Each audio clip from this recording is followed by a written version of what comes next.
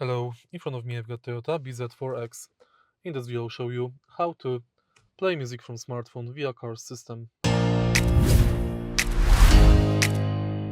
Firstly, make sure that your smartphone is connected with car via Bluetooth.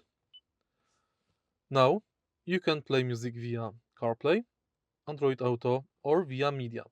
Let's start with CarPlay. Enter it and now go to Music app, for example YouTube Music.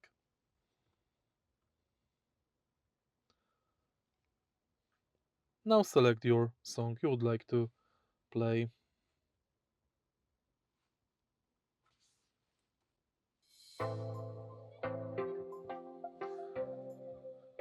If you want to play it via Bluetooth, not via CarPlay, let's go to Toyota, Bluetooth devices, and use for media. Continue, and now go to Music. Enter sources and select your smartphone. Now on your smartphone you can play anything you want.